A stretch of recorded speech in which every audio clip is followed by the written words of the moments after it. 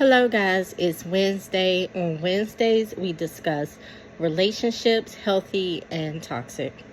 I thought the best way to start off this series was to bring up one of the most popular couples right now, which is Krishan Rock and Blueface. People love toxicity. They live for it. They breathe in it. They love toxicity. No matter how much they try to deny it, this is something that they're very attracted to. Anything that's healthy, they're looking for signs of failure, looking for, oh, he doesn't treat her that well. I heard he beats her in the background. Oh, I heard she's cheating. Anything that's healthy, people are assuming and speculating. But if it's something toxic, then they love it. They're very attracted to it. And they feel it's relatable.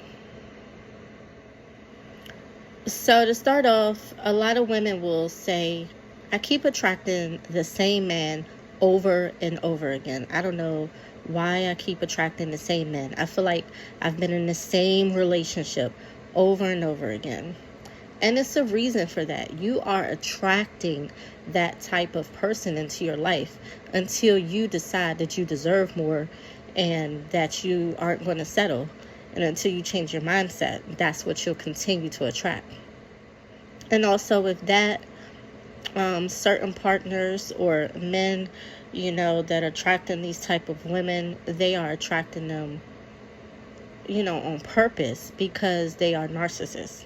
And so this type of man will prey on a particular type of woman. So back to, like I said, I was going to discuss some of the most popular couples right now, which top of the list is Krishan Rock and Blueface. Their name, face, story is everywhere. They have all type of shows.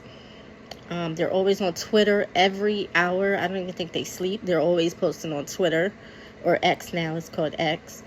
So they're very popular. The world has become obsessed with their story. So Krishan, she's from West Baltimore, and she grew up with 11 siblings. Her father was in prison most of her life, and her mom was battling drug addiction, and her mom was also being abused by her dad. I even heard a story where she said that her dad tied her mom up in the woods.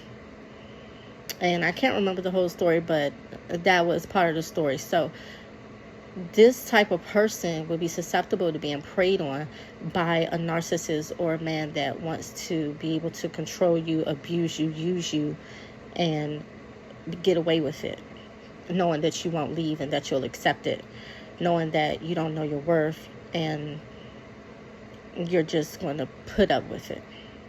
So Krishan dealt with seeing the abuse of her parents, and she came from a very domestic family where they dealt with homelessness, they dealt with extreme poverty, they dealt with seeing the abuse of their parents, as I stated before. And so she overcame all of that because she was an amazing track star. She was very fast. So she ended up going to Santa Monica College in California. She was one of the top track runners in her conference. She even went on this show, I believe it was on Fox, called Ultimate Tag. She won $10,000 for running the fastest in 50 seconds. She had a very bright future ahead of her. And like a lot of women do, she got sidetracked by love. And so how her and Blueface met, it was around quarantine, and a lot of people, around this time were looking for ways to make money or start something new, like start a business or start a new venture in some type of way. So Blueface started a show, and let me think. The name of the show was Blue Girls Club. It was a OnlyFans reality show that he created. And so he had different women on there competing for his love and affection. And Rock ended up being a standout due to her aggressive demeanor and the way she showed affection towards Blueface. And she eventually won the series and signed to his label. So they began to spend a lot of time together. And of course, before that, he was already, I would say, praying after her, but he was already drawn to her. So, in cases of narcissism in any type of like abusive relationships, you have that honeymoon period, which is known as love bombing. And love bombing is a manipulative tactic that's often used by these type of people. It's showering you with gifts, being overly compensating love and affection all over you all day long. Just the type of thing that someone like Krishan would have needed. Someone who grew up in an abusive household, who grew up in poverty, who grew up not really knowing what love felt like. She wasn't close with her mom or her dad. So she was someone who wanted and really needed love and was looking for that. So to have this type of love being constantly shown to you and showered over you all day, every day, it's like a dream come true. But of course, that only lasts so long, normally about 30 to 90 days, long enough to get you in love enough where you won't go anywhere. So, this isn't a story about them. This is really a story about one, how these type of men prey on these type of women. And not always men, but in this case with Krishan and Blueface, I'm saying these type of men prey on these type of women. And these are the narcissistic, abusive type of men. Men that don't mean you no good, that want to use you or cheat on you and things like that. And they know that you'll settle and stick around, and you don't know your worth. And so also explaining that these type of women or partners, they're the type who are willing to, because of their past and because of the mindset that they have. And so I'm just trying to tie all of that in together with your mindset, with your life experiences having an impact on your mindset, the way you think, the choices you make. But really your mindset is above all, because it's people who have grown up in these type of relationships that made up in their mind that they deserve more and they will have more and they will not settle and they will not go through the same thing that they grew up seeing. So it's mindset at the end of the day.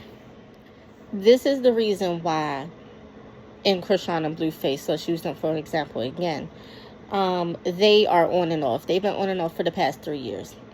He leaves. She's very upset. She goes to her different lives. She's crying and she's very upset. But then, that doesn't last forever. So after a while, she's like, okay, you know what? I'm strong. I'm going to make it through this. And she starts realizing what she deserves. She starts realizing her worth. She starts realizing that, hey, he did actually hit me. He wasn't that nice. I guess our relationship, it wasn't exactly the type of relationship I'm looking for. And so this is when you see the man start to come back around, or that abusive partner.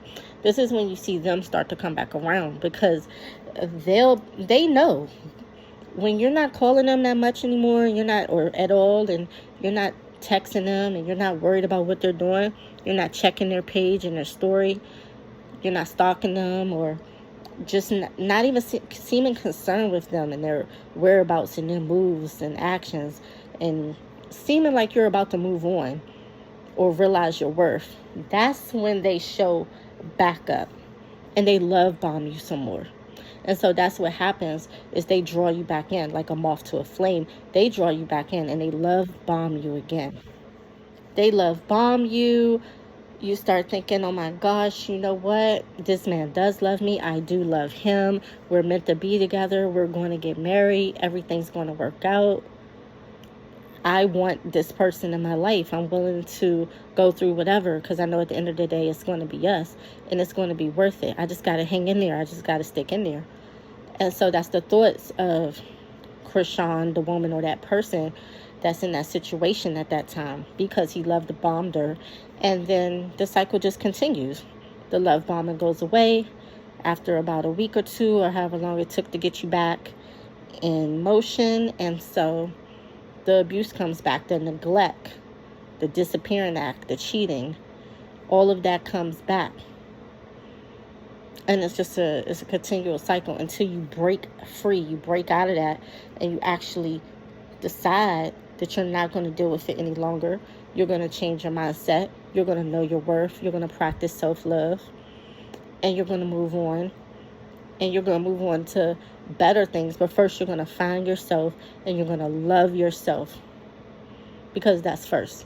Changing your mindset and practicing that self-love.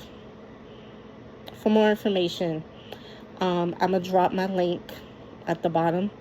You can schedule a one-on-one coaching. My name is Sharita G. I am a certified self-love coach and mindset transformation coach. Until next time.